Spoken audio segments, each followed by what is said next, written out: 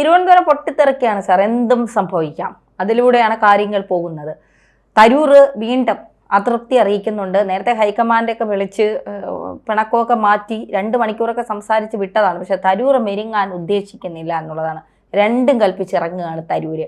കോൺഗ്രസിനെ തലസ്ഥാനത്ത് പാളുവോ? അല്ലേ, ഒന്നാമതേ ദുർബല, പിന്നെ ഗർഭിണി എന്ന് പറഞ്ഞ അവസ്ഥയാണ് കോൺഗ്രസിൻ്റെ, പ്രത്യേകിച്ച് തിരുവനന്തപുരത്ത്. അപ്പോൾ എന്നാലും ഞങ്ങൾ ഒതുങ്ങത്തില്ല, ഒതുങ്ങുന്ന പ്രശ്നമേ ഇല്ല. കാരണം കൊള്ളാവുന്നവനെ അംഗീകരിച്ച് പോകുന്ന ഒരവസ്ഥ ഈ പാർട്ടിക്കകത്ത് അന്നും ഇന്നും എന്നും ഇല്ലല്ലോ. ട്രംപിന്റെ സ്വഭാവമാണ് കോൺഗ്രസ്. ട്രംപിനെ നമ്മൾ ആ രീതി കാണരുത്. ട്രംപിൻ്റെ സ്വഭാവമല്ല. ട്രംപ് നമ്മൾ വിചാരിക്കുന്നത് പോലെ പൊട്ടനല്ല. പൊട്ടനാണെങ്കിൽ അയാൾ 2 വർഷം കോൺഗ്രസ് പൊട്ടനാണ്. കോൺഗ്രസ് പൊട്ടനെന്ന് പറഞ്ഞാൽ ഈ പൊട്ടനല്ലാത്തവനെ കോൺഗ്രസിനകത്ത് വേണ്ടല്ലോ. പൊട്ടനല്ലാത്തവനെ കോൺഗ്രസിനകത്ത് വേണ്ട, പൊട്ടന്മാരെ മതി. പൊട്ടൻ ഞങ്ങളുടെ നേതാവ്, അതിൻ്റെ കൂടെ ബാക്കിയുള്ള പൊട്ടന്മാരോട് നിന്നിട്ട് പൊട്ടനല്ലാത്തവനും പൊട്ടൻ്റെ കൂട്ട് അഭിനയിച്ചോണം. മാന്യമായിട്ടും രീതിയിൽ അഭിനയിച്ചാൽ ഇതിനകത്ത് ട്രംപ് പൊട്ടനല്ല, പൊട്ടനായിട്ട് അഭിനയിക്കുക. അങ്ങനെ വളരെ കൂടുതൽ ആൾക്കാരുണ്ട്. എനിക്ക് അറിയാവുന്ന, എനിക്ക് ഏറ്റവും വേണ്ടപ്പെട്ട എൻ്റെ ഒരു നേതാവുണ്ട്. അദ്ദേഹത്തെ ഇതുപോലെ ആൾക്കാർ പറയും പൊട്ടനാണ്. ഇവിടെ ആ പൊട്ടൻ്റെ കൂട്ട് അഭിനയിച്ചിരിക്കും. ഇയാൾ പൊട്ടനാണെന്ന് പറഞ്ഞുകൊണ്ട് നമ്മൾ പല കാര്യവും ശ്രദ്ധിക്കാതെ വിടും. പുള്ളി ഇതെല്ലാം ശ്രദ്ധിച്ച് കാര്യങ്ങൾ കൈകാര്യം ചെയ്ത് മുന്നോട്ട് വന്നു. ട്രംപ് 2 വട്ടം അമേരിക്കൻ പ്രസിഡന്റ് ആവുക. അപ്പോൾ ലോകത്തിലെ ഏറ്റവും വലിയ ബിസിനസ്സുകാരനാവും. പൊട്ടനെ കൊണ്ട് പറ്റുമോ? അതാണ്, അത് വേറെ സൈസ് ബുദ്ധിയാണ്. അപ്പോൾ അതൊന്നും നിങ്ങൾ ഈ നമ്മുടെ മറ്റേ പൊട്ടന് ഇപ്പം തന്നെ ഉദ്ദേശിച്ച് ആരാന്ന് എനിക്കറിയാം, അത് വെറും പൊട്ടനാണ്. മനസ്സിലാവുന്നുണ്ടോ? ഇതുപോലെ അത് ആസ്ഥാന പൊട്ടൻ, അതിനെയാണ് പൊട്ടൻ എന്ന് വിളിക്കുന്നത്. പൊട്ടൻ എന്ന് പറയുന്ന വീട് സമം അദ്ദേഹത്തിൻ്റെ പേര്.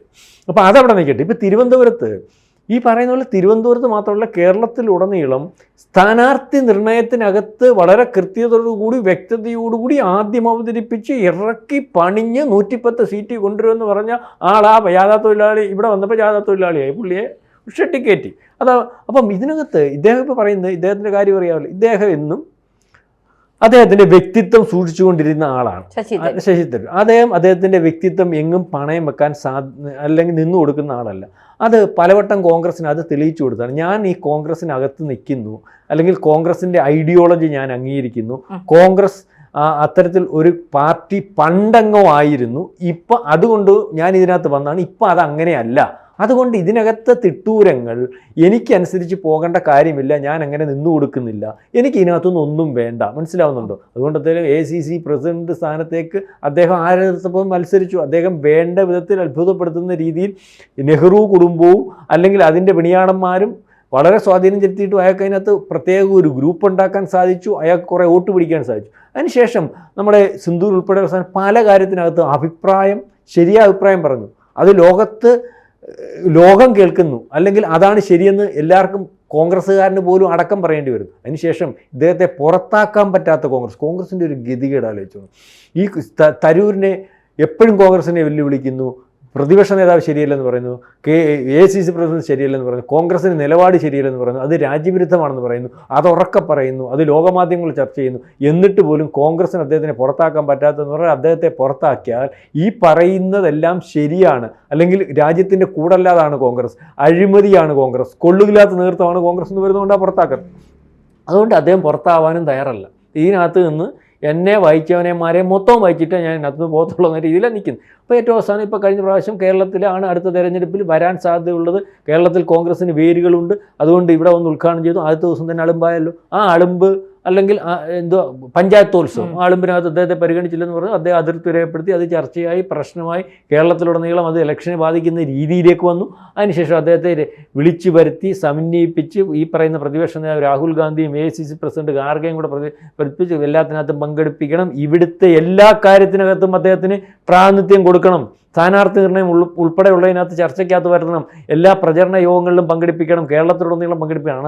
അയാളെ പങ്കെടുപ്പിച്ചാൽ അതുകൊണ്ട് ഗുണമുണ്ട്, ഒരു പ്രതീക്ഷയുണ്ട്. അയാളില്ലെങ്കിൽ പോലും കോൺഗ്രസിനകത്ത് ഇത്തരത്തിലുള്ള ആൾക്കാരുണ്ടല്ലോ. അദ്ദേഹത്തിൻ്റെ ഡയറക്ഷനിലായിരിക്കുമല്ലോ ഭരണം വരുന്നത്. അദ്ദേഹം അതിനകത്ത് ഉണ്ടാവുമല്ലോ. അതുകൊണ്ട് നാളെ കാലത്തെ രാജ്യത്തിന് അല്ലെങ്കിൽ കേരളത്തിന് ഗുണമുണ്ടാകുന്ന കാര്യങ്ങൾ വരും എന്നുള്ള പ്രതീക്ഷ വരുന്നതിന് വേണ്ടി, ജയിക്കുന്നതിന് വേണ്ടിയാണ്. പക്ഷേ ഇവിടുത്തെ കോൺഗ്രസ്സുകാർ അംഗീകരിക്കത്തില്ല.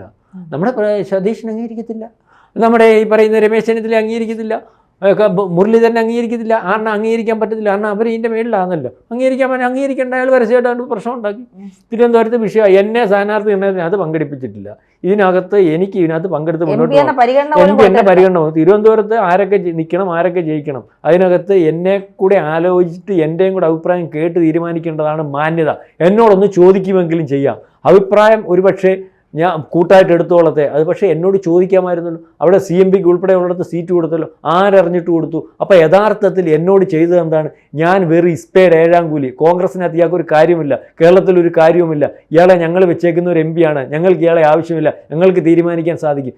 എന്നാൽ എനിക്ക് നിങ്ങളോട് സഹകരിക്കാൻ താല്പര്യമില്ലെന്നുള്ള രീതിയിൽ പരസ്യമായിട്ട് പ്രസ്താവന ഇറക്കി അത് കേന്ദ്രത്തെ അതിർത്തി അറിയിച്ച് മുന്നോട്ട് പോകുന്നൊരവസ്ഥ. ഏതായാലും കാര്യങ്ങളൊക്കെ ഓക്കെ ആയി.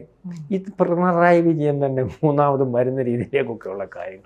ഒന്നാമതേ തിരുവനന്തപുരത്ത് അവരുടെ MLA-മാർ, നമ്മൾ എത്ര പറയുമ്പോഴും എല്ലാ MLA-മാരും ജനകീയരാണ്, ജനത്തിൻ്റെ ഇടയിലാണ്, മത്സരിച്ച വലിയ മത്സരമുണ്ട്. മാത്രമല്ല തിരുവനന്തപുരത്ത് ഇപ്പോഴത്തെ ഒരു അവസ്ഥ എന്ന് പറഞ്ഞാൽ കോൺഗ്രസ് അവിടെ ഇല്ല. കോൺഗ്രസിന് അല്പം ജനകീയതയുള്ള ഒരു MP-യും MLA ഒക്കെയാണ് ശശി തരൂർ. ആണ് അവിടുത്തെ ആൾക്കാരുടെ സ്വഭാവം അറിയാമല്ലോ, വിവരമുള്ളവനെ അംഗീകരിക്കുന്ന ഒരു രീതിയാണ്. ശശി തരൂർ ജയിക്കുന്നതിൻ്റെ ഒരു പ്രധാനപ്പെട്ട കാര്യം എന്ന് പറഞ്ഞാൽ അയാളെ കൊള്ളാവുന്ന തിരുവനന്തപുരത്തുകാർ ആൾക്കാരെ സെലക്ട് ചെയ്യുന്നത് എങ്ങനെയാണ്?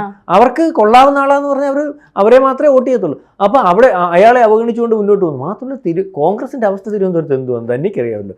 എത്ര MLA-മാരുണ്ട്, ഒന്നും ഇല്ലാത്തൊരവസ്ഥ.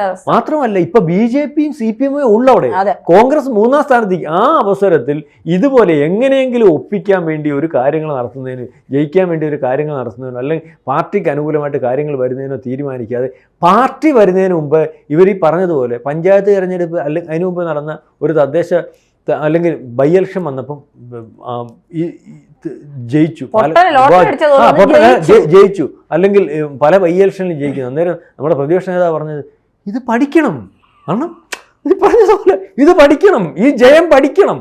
എന്ന് വെച്ചാൽ നമ്മൾ സാധാരണ തോൽവിയാണ് കേട്ടിട്ടുള്ളത്. കാരണം CPM ഒക്കെ പറഞ്ഞത് തോൽവി പഠിക്കണം, എന്ത് പറ്റിയ കാര്യങ്ങൾ, അല്ലെങ്കിൽ ജയം പഠിക്കണമെന്ന് അവർക്കറിയത്തില്ല എങ്ങനെ ജയിച്ചെന്ന്. മനസ്സിലായി ഇത് എങ്ങനെയാണ് ജയിച്ചാൽ? ഞങ്ങളില്ല, ഞങ്ങളുടെ പാർട്ടിയില്ല, ഞങ്ങളുടെ പാർട്ടിക്കാർ പ്രവർത്തിക്കാനില്ല, ഞങ്ങൾ ചെയ്യുന്നതെല്ലാം ജനത്തിന് വിരുദ്ധമായിട്ടാണ്, ഞങ്ങളെ അംഗീകരിക്കുന്നില്ലെന്ന് ഞങ്ങൾക്ക് ബോധ്യമുണ്ട്, എന്നിട്ടും ജയിപ്പിച്ചു. അത് കഴിഞ്ഞിട്ട് ഈ പറഞ്ഞ പോലെ തദ്ദേശ സ്ഥാപനത്തിനകത്ത് തിരഞ്ഞെടുപ്പ് വന്നപ്പോഴും ഇവർ ഇത് കഴിഞ്ഞ് റിസൾട്ട് വന്നപ്പോൾ വീണ്ടും PD സതീശൻ പറയും ഇതും പഠിക്കണം, ഇതെങ്ങനെ ജയിക്കുന്നു, ഇതും പഠിക്കണം. അപ്പം ഞങ്ങൾ അംഗീകരിക്കുന്നില്ല, ഇത് പഠിക്കണമെന്ന്. അപ്പോൾ സതീശൻ പറഞ്ഞാൽ ഞാനാണോ പൊട്ടൻ, ഈ നാട്ടുകാരാണോ പൊട്ടൻ? ഇപ്പം അവർക്ക് പുള്ളിക്ക് പിന്നെ മനസ്സിലായി നാട്ടുകാർ പൊട്ടന്മാരാണ്. അപ്പം പുള്ളി പറഞ്ഞു 110 എന്ന് പറഞ്ഞുകൊണ്ട് പൊക്കോണ്ടിരിക്കുന്നു. അവസാനം അവിടുന്ന് ഇവിടം വരെ വന്ന് ഓരോ കഥ പറയുന്നതും ഈ പറഞ്ഞ സതീശൻ നുണകളെന്ന് പറയുന്ന നുണകളും കണ്ട് ഫേസ്ബുക്ക് പോസ്റ്റ് അതിനകത്ത് ഇങ്ങനെ പുള്ളി രാവിലെ പറയും, അവരതെടുത്ത് വെച്ച് ഇതിൻ്റെ വ്യക്തത വരുത്തി പറയും. അതിനിപ്പോൾ ഫോളോവേഴ്സ് അതിന് 3 കോടി ജനം കണ്ടേ കേരളത്തിലുള്ള, അതിനപ്പുറം പോയെന്നാണ് പറയുന്നത്. എനിക്ക് ഇതിനെപ്പറ്റി അറിയത്തില്ല. എന്തായാലും പുള്ളി പറയുന്ന കാര്യങ്ങൾ വളരെ കൃത്യമായിട്ട് ഇതല്ല വാസ്തവം നമ്മൾ പറയത്തില്ല, അങ്ങനെ പറഞ്ഞുകൊണ്ടിരിക്കും. ആ സമയത്ത് ഈ പ്രതിസന്ധി സമയത്ത് കണ്ണൂർ കോൺഗ്രസ് ഉണ്ടാക്കിയെടുത്ത ആരുടെയും സപ്പോർട്ടില്ലാതെ കോൺഗ്രസ്സുകാരനെന്ന് പറയാൻ പറ്റുന്ന ആ കോൺഗ്രസ്സുകാരൻ ഞാൻ ഉണ്ടാക്കിയെടുത്ത കോൺഗ്രസ്സാണ് കണ്ണൂരുള്ളതെന്ന് പറഞ്ഞാൽ നിഷേധിക്കാൻ പറ്റാത്ത നേതാവ് ഇപ്പോൾ വെളിയിൽ നിൽക്കുക, ഞാൻ മത്സരിക്കുമെന്ന് പറഞ്ഞു, പാർട്ടി വിട്ടുവന്നു, അതും അവർക്ക് പ്രശ്നമല്ല.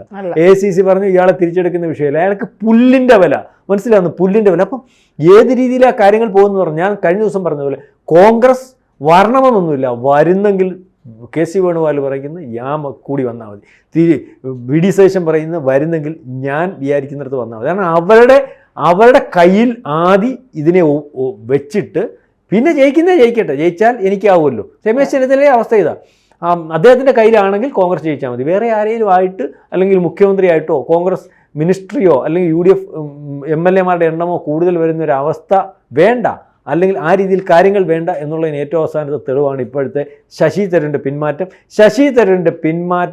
ശശി തരൂർ പിന്മാറി നിന്നാൽ കേരളത്തിലെ ഇലക്ഷനെ വളരെ കൃത്യമായിട്ട് ബാധിക്കും. ശശി തരൂർ ഇറങ്ങിയാൽ കോൺഗ്രസിന് വലിയ ഗുണം ചെയ്യും എന്നുള്ളതുകൊണ്ടാണ് അദ്ദേഹത്തെ പൊട്ടൻ എന്നൊക്കെ നമ്മൾ വിളിക്കുമ്പോഴും, കുഴപ്പക്കാരൻ എന്ന് വിളിക്കുമ്പോഴും, ഒരു കാര്യത്തിൽ ശ്രദ്ധിക്കത്തില്ല എന്ന് വിചാരിക്കുമ്പോഴും, ഇയാൾ നയിച്ചാൽ ശരിയാകത്തില്ലെന്ന് വിചാരിക്കുന്ന രാഹുൽ ഗാന്ധിക്ക് പോലും അത് മനസ്സിലായി. രാഹുൽ ഗാന്ധി അദ്ദേഹത്തെ വിളിച്ചിരുത്തി സംസാരിച്ചു. അപ്പോൾ ഇവിടുത്തുകാർക്ക് ഇത് മനസ്സിലാവത്തില്ലെങ്കിൽ ഇവിടുത്തുകാർക്ക് ഇത് മനസ്സിലാവും. ഈ ഇലക്ഷൻ ഇന്ന് പ്രഖ്യാപിക്കുന്ന ദിവസമാണ്. ഇലക്ഷൻ കഴിയുമ്പോൾ കോൺഗ്രസ്സുകാർക്ക് മനസ്സിലാവും. അല്ല, നമ്മൾ വിചാരിക്കും അവർക്ക് മനസ്സിലാവാത്തതുകൊണ്ടല്ല, അവർ ഇവിടുത്തെ നേതാക്കന്മാർ ഓരോരുത്തരും അവരുടെ വ്യക്തിപരമായ താല്പര്യം മാത്രം സംരക്ഷിക്കുന്നതിന് വേണ്ടി നിൽക്കുകയാണ്. അവരല്ലാതെ ഒരു നേതാവ് കേരളത്തിൽ ഉണ്ടാകണ്ട, അങ്ങനെ ഉണ്ടായിട്ട് ഒരു ഭരണം വേണ്ട. ഭരണം വരുവാണെങ്കിൽ നമ്മൾ പലവട്ടം BJP-യുടെ ചില നേതാക്കന്മാരെ പറ്റി പറയത്തില്ലേ, MLA ഉണ്ടാവുമെങ്കിൽ ഞാനായാൽ മതി. ഇപ്പോൾ ഇത് തന്നെയാണ് KC-യുടെ ഉദ്ദേശം. KC-ക്ക് മുഖ്യമന്ത്രിയാവണം, VD സതീശന് മുഖ്യമന്ത്രിയാണ്, രമേശ് ചെന്നിത്തലയ്ക്ക് മുഖ്യമന്ത്രി. അപ്പം അവർ മൂന്നും അവരുടെ ഭാഗമാക്കി ഈ പാർട്ടിയെ കൊണ്ടുവരുന്നതിന് ബാക്കിയുള്ളവരെ എല്ലാം വെട്ടി നിർത്തി മുന്നോട്ട് പോകുന്ന ഒരവസ്ഥയിലേക്ക് കാര്യങ്ങൾ പോകുന്നു. കാരണം MLA-മാരുടെ എണ്ണം എടുക്കുകയാണെങ്കിൽ എൻ്റെ ഭാഗം നിൽക്കുന്ന MLA-മാർ കൂടുതൽ വരുന്നതിന് വേണ്ടി രമേശ് പരിശ്രമിക്കുന്നു. സ്ഥാനാർത്ഥികളെ നിർണ്ണയിക്കുമ്പോൾ അവരുടെ ആൾക്കാരെ നിർത്തുന്നു. KC വേണുഗോപാൽ ആ ലൈനിലേക്ക് പോകുന്നു. സ്ഥാനാർത്ഥിയെ നിർണ്ണയിക്കുമ്പോൾ അദ്ദേഹത്തിൻ്റെ ആൾക്കാരെ തിരികെ കയറ്റാൻ ശ്രമിക്കും. VD സതീശൻ ആ നിലപാടിൽ അദ്ദേഹത്തിൻ്റെ ആൾക്കാരെ തിരികെ കയറ്റാൻ ശ്രമിക്കും. അതുകൊണ്ടാണ് കൂടിയാലോചന വേണ്ടാൻ തീരുമാനിക്കുന്നത്. കൂടിയാലോചന വരുമ്പോൾ കൂടുതൽ ജനത്തിനകത്ത് താല്പര്യമുള്ളവൻ MLA അല്ലെങ്കിൽ മത്സരിക്കേണ്ടി വരുമല്ലോ. പക്ഷേ ശശി തരൂരും വേണ്ട, ഞങ്ങൾ തീരുമാനിച്ചോളാം. ശശി തരൂർ പറഞ്ഞു, ഞാൻ തീരുമാനിച്ചു, എൻ്റെ കാര്യം പറഞ്ഞു, ഞാൻ നിൻ്റെ കൂടെ ഒന്നുമില്ല, എനിക്ക് ഇതിൻ്റെ കൂടെ പ്രചരണത്തിനും വയ്യ. UDF മന്ത്രിസഭ അല്ലെങ്കിൽ കോൺഗ്രസ് പരിഗണിക്കാത്തടത്തോട്ട് ചെന്ന് ഉണ്ടാക്കേണ്ട ഇമേജ് അല്ല എനിക്കുള്ളത്. എനിക്ക് ലോകം മൊത്തം ഒരു ഇമേജ് ഉണ്ട്, അത് ഞാൻ ഉണ്ടാക്കിയെടുത്താണ്. അത് ഇപ്പോഴുണ്ട്, നാളെയും ഉണ്ടാകും. അത് കൊണ്ടു നടക്കാനുള്ള പ്രാപ്തിയും എനിക്കുണ്ട്. കൂടുതൽ വാർത്തകളും വിശേഷങ്ങളും നിങ്ങളിലേക്ക് എത്താൻ ABC മലയാളം സബ്സ്ക്രൈബ് ചെയ്യുക, ബെൽ ബട്ടണും അമർത്തുക.